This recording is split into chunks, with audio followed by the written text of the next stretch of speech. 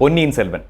அது வரைக்கும் எதை எதையோ வாசிச்சிட்டு இருந்த தமிழர்களை வரலாறு பக்கம் திரும்ப வச்ச ஒரு பிரம்மாண்டமான படைப்பு. இப்படி ஒரு பிரம்மாண்டத்தை சின்னதா சுவாரஸ்யம் குறையாம சொல்ல முடியுமா?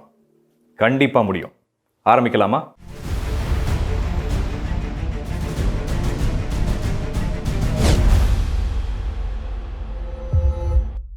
இந்த கதையை சொல்றதுக்கு 1000 வருஷத்துக்கு முன்னாடி போகணும்.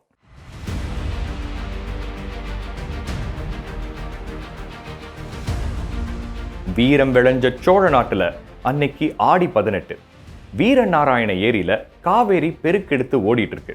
அப்போ வல்லவரையன் வந்தியத்தேவன் அப்படிங்கிற ஒரு வாலிபன் காஞ்சிபுரத்துல இருந்து தஞ்சாவூருக்கு குதிரையில போயிட்டு இருக்கான்.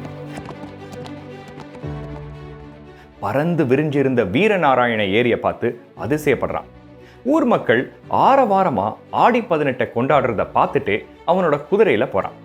அழகான சோழ நாட்டு பெண்கள் மேலையும் ஒரு கண்ணு வச்சுட்டே போறான். அப்போ தூரத்துல நிறைய படகுகள் வந்துட்டு இருக்கிறத பார்க்கறான். சரி, இன்னும் கதைக்கு உள்ள போறதுக்கு முன்னாடி யார் இந்த வந்தியத்தேவன், இந்த கதையோட களம் என்ன, எல்லாத்தையும் சிம்பிளா பார்த்துருவோம். கிட்டத்தட்ட 1000 வருஷத்துக்கு முன்னாடி சோழ நாட்டை சுந்தர சோழன் அப்படின்னு ஒரு மன்னர் ஆட்சி செய்கிறார். அவருக்கு 3 பசங்க: ஆதித்த கரிகாலன், குந்தவை, அருள்மொழிவர்மன். இந்த அருள்மொழிவர்மன் தான் பிற்காலத்துல ராஜராஜ சோழன். இவரோட அண்ணனான ஆதித்த கரிகாலன் தான் சுந்தர சோழனுக்கு அப்புறம் மன்னரா முடிசூட போறாரு. ஆதித்த கரிகாலனோட நண்பன் தான் இப்ப குதிரையில வந்துட்டு இருக்கானே நம்ம வந்தியத்தேவன். சரி, இந்த சோழ நாட்டுல பிரச்சனைன்னு எதுவுமே இல்லையா? பிரச்சனை இல்லாம இருக்குமா? மன்னர் சுந்தர சோழனுக்கு வயசாயிருச்சு. சோழர்களுக்கு கீழே பழுவேட்டரையர் அப்படிங்கிற குறுநில மன்னர்கள் இருக்காங்க. ஆனா அவங்க சுந்தர சோழனை தஞ்சாவூர்ல அவங்களோட ஆதிக்கத்துல வச்சிருக்காங்க. இந்த சூழ்நிலையில இளவரசர் ஆதித்த கரிகாலனோ காஞ்சிபுரத்துல இருக்காரு. சரி, இவ்வளவு போதும். இப்ப மறுபடியும் வந்தியத்தேவனை பார்ப்போம். சூராதி சூரர், வீர பிரதாபர், 64 விழுப்புண்களை பெற்ற திருமேனியர், பெரிய பழுவேட்டரையர், பராக் பராக் பராக். யாரோ படகுல வந்து இறங்குறாங்க. அப்போ கூட்டத்துல மக்கள் எல்லாம் பேசிக்கிறாங்க. இந்த வயசான காலத்துல பழுவேட்டரையர் ஒரு சின்ன பொண்ணை கல்யாணம் பண்ணிக்கிட்டாராமே அப்படின்னு எல்லாரும் பேசிக்கிறாங்க. மாவீரர் பழுவேட்டரையரை தடவையா பார்க்குற வந்தியத்தேவனுக்கு அவரை சந்திக்கணும்னு ஆசையா இருக்கு. அப்போ இளவரசர் ஆதித்த கரிகாலன் அவன் கிட்ட சொன்ன ஒரு விஷயம் அவனுக்கு ஞாபகம் வருது. எந்தவித ஊர்வம்புக்கும் போகக்கூடாது. யார் கண்ணிலும் படாமல் நான் கொடுத்த 2 ஓலைகளை மன்னருக்கும் இளவரசிக்கும் கொண்டு போய் சேர்த்துவிடு அப்படின்னு சொன்னது ஞாபகம் வருது.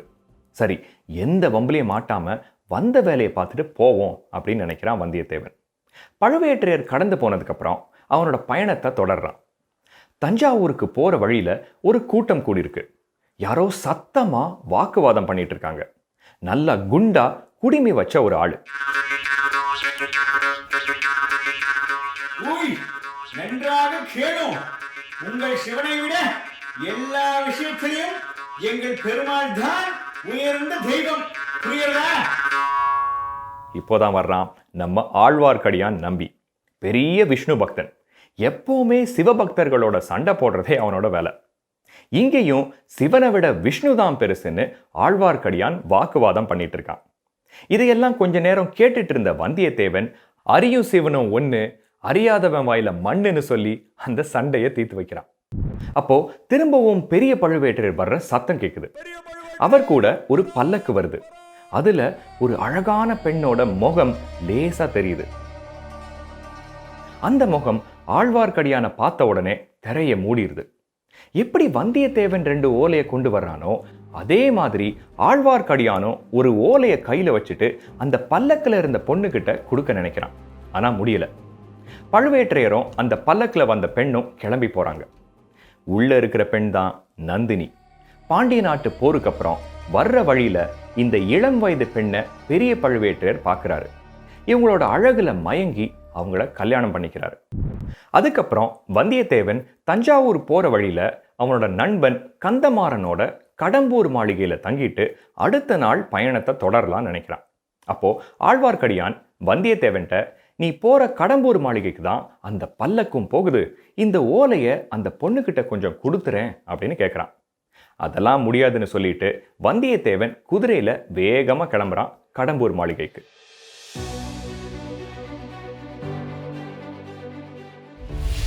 கடம்பூர் மாளிகையில அவனோட நண்பன் கந்தமாறன் அவனை வரவேற்று உள்ள கூட்டிட்டு போறான். மாளிகைக்கு உள்ள போனா கந்தமாறனோட அப்பா சம்புவரையரும் ஏற்கனவே அவன் வழியில பார்த்த பெரிய பழுவேற்றையரும் இருக்காங்க.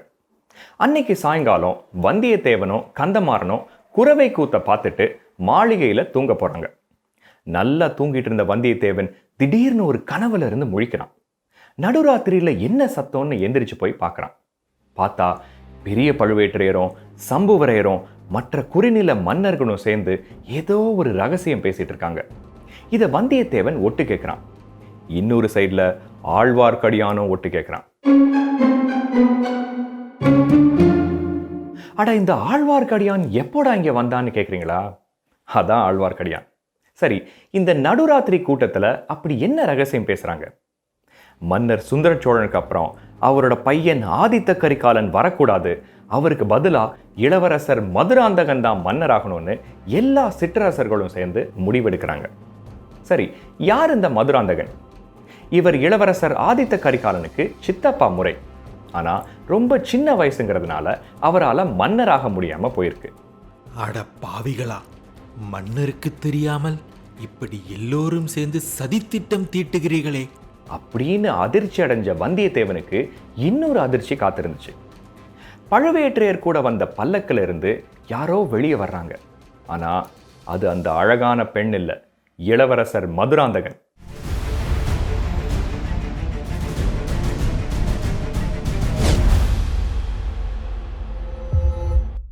அடுத்த நாள் காலையில நண்பன் கந்தமாறன்ட்ட சொல்லிட்டு ஒரு படகுல ஏறி இன்னொரு கரைக்கு போய் தஞ்சாவூர் பயணத்தை தொடரலாம்னு நினைக்கிறான் வந்தியத்தேவன். ஆனா குண்டா ஒருத்தன் படகை பிடிக்க ஓடி வர்றான். வேற யாரு? நம்ம ஆழ்வார்க்கடியான் தான். ஆஹா, இவன் நம்மை விடமாட்டான் போலேயே. நம் பின்னாலேயே வருகிறான், பயங்கர கில்லாடியாகவும் இருக்கிறானே அப்படின்னு வந்தியத்தேவன் நினைக்கிறான். கரையோட இன்னொரு பக்கத்துக்கு வந்த உடனே ஆழ்வார்க்கடியான் வந்தியத்தேவனுக்கு ஒரு விஷயத்த சொல்றான். தம்பி, அந்த பல்லக்கில் இருந்த இளம் பெண்ணிடம் ஒரு ஓலையை கொடுக்க போனேனே என்று என்னை தவறாக எண்ணிக்கொள்ள வேண்டாம். அந்த பெண் யார் என்று உனக்கு சொல்கிறேன், கேள் அப்படின்னு சொல்ல ஆரம்பிக்கிறான் ஆழ்வார்க்கடியான். நான் பாண்டிய நாட்டை சேர்ந்தவன். எங்க அப்பா ஒரு அநாத குழந்தைய தத்தெடுத்து அவளுக்கு நந்தினின்னு பேர் வச்சு எங்க கூடவே வளர்த்தாரு. சில வருஷத்துக்கு அப்புறம் சுந்தர சோழனுக்கும் வீரபாண்டியனுக்கும் போர் வந்தப்போ வீரபாண்டியன் தோத்து போய் நந்தினியோட வீட்டில் அடைக்கலமா இருந்தார். அப்போ இளவரசர் ஆதித்த கரிகாலன் உள்ள வந்து வீரபாண்டியனோட தலையை வெட்டிட்டு போயிட்டாரு.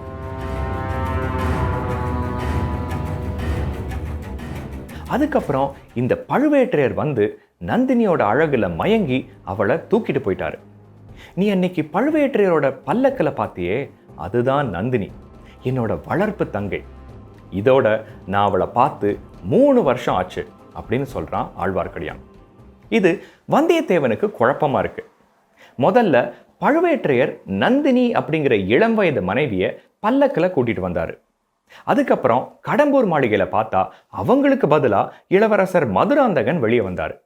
இந்த ஆழ்வார்க்கடியான் என்னடான்னா நந்தினிய இவனோட வளர்ப்பு தங்கைங்கிறான்.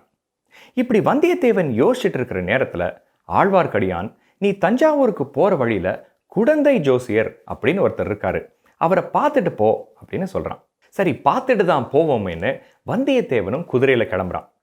அவன் அப்படியே கிளப்பி விட்டுட்டு ஆழ்வார்க்கடியான் பாண்டிய நாட்டு ஆபத்துதவிகள், அதாவது ஒற்றர்கள் 2 பேரை பார்க்கறான். அவங்க பின்னாடியே ரகசியமா போறான்.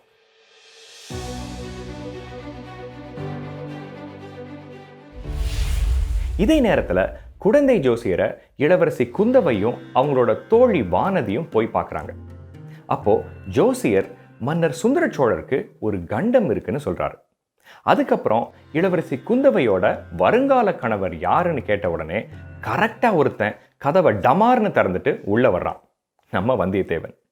யாருடா அந்த வாலிபன் அப்படின்னு குந்தவையும் வானதியும் ஒரு பார்வை பார்த்துட்டே அங்கிருந்து கிளம்புறாங்க.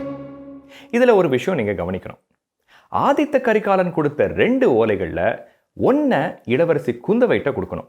ஆனா இளவரசியை முன்ன பின்ன பார்க்காததுனால வந்தியத்தேவனுக்கு ஜோசியர் வீட்டில் பார்த்தது குந்தவைன்னே தெரியல. வந்தியத்தேவன் ஜோசியர்கிட்ட நிறைய கேள்வி கேட்குறான். ஆனால் அதுக்கெல்லாம் அவர் ஒன்றும் பதில் சொல்லாமல் உனக்கு இப்போ ரொம்ப நல்ல நேரம் அப்படிங்கிறாரு. சந்தோஷத்தில் அவனும் கிளம்பி அவனோட குதிரையில் பறக்கிறான்.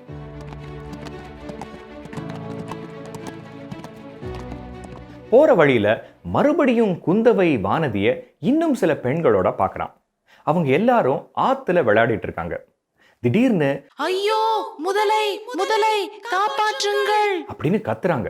உடனே நம்ம ஹீரோ ஒரு பெரிய ஈட்டியை எடுத்து அந்த முதலை மேல குறி வச்சு எறிகிறான். அதுக்கப்புறம் தான் தெரியுது அந்த பொண்ணுங்க நாரில் செஞ்ச ஒரு பொம்மை முதலையை வச்சு விளையாண்டுட்டு இருந்திருக்காங்கன்னு. எல்லா பெண்களும் சிரிக்க, ஆகா கிளம்பிடுறா வந்தியத்தேவா அப்படின்னு அவன் குதிரையில ஓட்டம் பிடிக்கிறான். போற வழியில வந்தியத்தேவன் ஒரு பல்லக்க பார்க்கறான். கடம்பூர் மாளிகையில ஒரு பல்லக்கில இருந்து இளவரசர் மதுராந்தகன் வெளியே வந்தாரே, அதே பல்லக்கு. அவன் இப்ப போயிட்டு இருக்கிறதே ஆதித்த கரிகாலன் கொடுத்த ஒரு ஓலையை தஞ்சாவூருக்கு கொண்டு போய் சேர்க்கறதுக்கு தான்.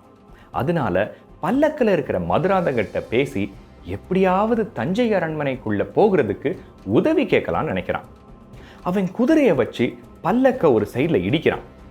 யாருடா அது பல்லக்க இடிக்கிறதுன்னு பார்க்கறதுக்கு ஒரு கை திரைய விளக்குது. பார்த்தா உள்ள இருக்கிறது நந்தினி. ஒரு நிமிஷம் திகைச்சு போறான். ஆனா வந்தியத்தேவன் கில்லாடி. உடனே ஒரு யோசனை பண்ணி, ஆழ்வார்க்கடியான் உங்களிடம் ஒரு விஷயம் சொல்லச் சொன்னார் அப்படிங்கிறான். உடனே நந்தினி கையில போட்டிருந்த பழுவேற்றையரோட பனைமர சின்னம் போட்ட ஒரு மோதிரத்தை அவன்கிட்ட கொடுக்கறாங்க. இதை காண்பித்தால் உன்னை அரண்மனைக்குள் விடுவார்கள், வந்து என்னை பார் அப்படின்னு சொல்றாங்க. அப்படியே பல்லக்கு முன்னாடி கிளம்புது. அப்புறம் வந்தியத்தேவனும் ஒரு வழியா தஞ்சாவூருக்கு வந்து சேர்றான்.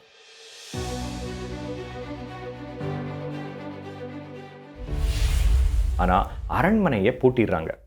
அங்க கூடியிருந்த கூட்டத்துல சேந்தன் அமுதன் அப்படிங்கிற கோவில் தொண்டு செய்யற ஒருத்தன் இருக்கான். அவன்கிட்ட நல்லா பேசி பழகிறான் வந்தியத்தேவன். அன்னைக்கு இரவு சேந்தன் அமுதனோட வீட்டிலேயே தங்குறான். நல்லா சாப்பிட்டு தூங்கின நம்ம காதல் மன்னன் வந்தியத்தேவனுக்கு ஒரு கனவு வருது. கனவுல ஒரு பக்கம் இளவரசி குந்தவை வர்றாங்க, இன்னொரு பக்கம் பழுவேற்றையரோட அழகு மனைவி நந்தினி வர்றாங்க. நம்ம ஆளு அப்படியே கனவுல மிதக்கிறான். சரி, இவன் ஒரு பக்கம் இருக்கட்டும். பாண்டிய நாட்டு ஒற்றர்களுக்கு பின்னாடியே ரகசியமா ஆழ்வார்க்கடியான் போனானே, அவன் என்ன ஆனான்னு பார்ப்போம். நல்ல இருட்டு நேரம். ஆழ்வார்க்கடியான் கொஞ்சம் பேர் ரகசியமா ஏதோ பேசிட்டு இருக்கிறத பார்க்கறான். பயங்கர கொடூரமான பாண்டிய நாட்டு ஒற்றர்கள் ஒண்ணு கூடியிருக்காங்க. அப்படின்னு சபதம் எடுத்துட்டு இருக்காங்க.